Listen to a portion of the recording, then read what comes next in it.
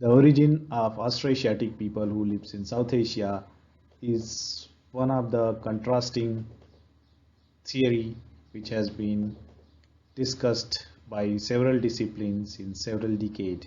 There were two contrasting models based on different evidence. The first model shows that they are the remnants of out of Africa migration, which has happened in 60,000 years back, and they came from Africa to South Asia and further went to Southeast Asia. Whereas the second model shows that they are a recent migrant from Southeast Asia to India. So if we see their maternal and paternal ancestries, their maternal ancestry shows that they are related with South Asian people, and the paternal ancestry shows that they are predominantly having the Southeast Asian haplogroup, that is haplogroup O2A, represented by marker M95.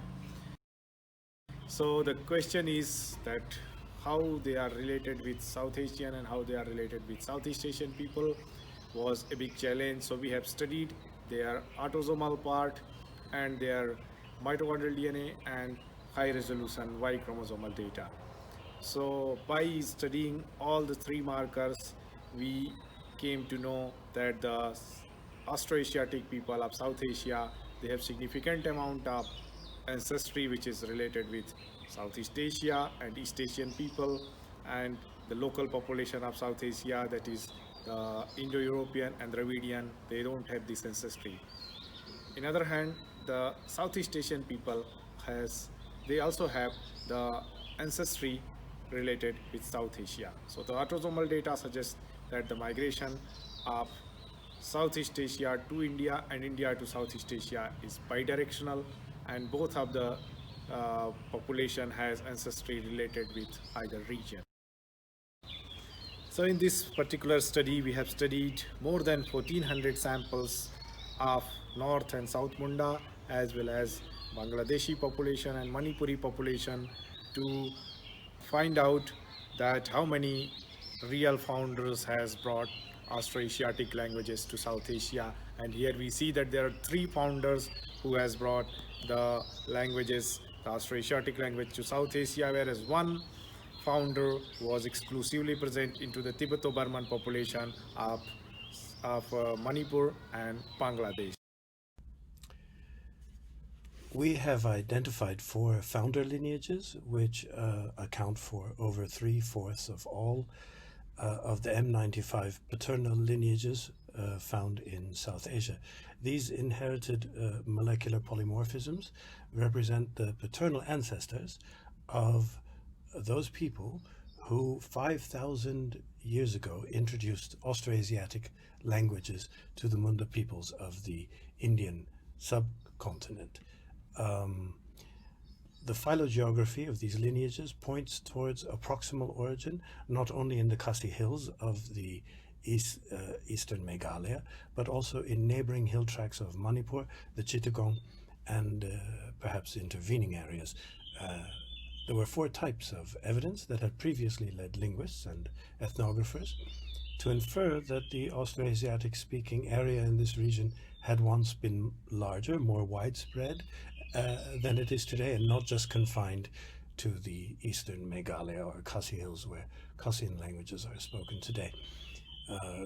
This type of evidence included the distribution of a particular variety of megaliths associated with Jaintia culture, toponymical studies involving place names with Austroasiatic etymologies found far outside of the current geographical area where Khasian languages are spoken, historical traditions relating to the former geographical extent of the Jaintia cultural area, and the early somatological studies of ethnographers in places such as Mizoram and Manipur.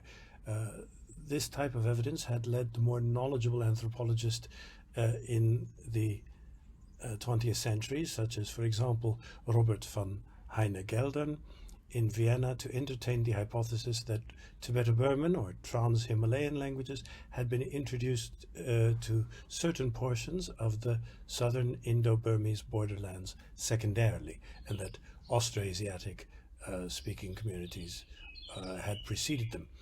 We must also keep in mind when we think about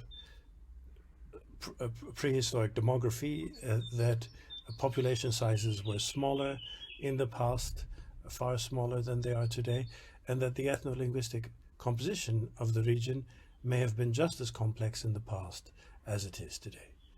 Thank you. The frequency of various subclades which we have discovered, which we have genotyped, is completely vary into different groups. Here we see that the B419 is predominant into Bangladeshi and Manipur population, whereas B426 also has a very high founder effect for Bangladeshi and Manipuri population, whereas B418 and M1284 were more into northern, southern Munda and Khashi groups.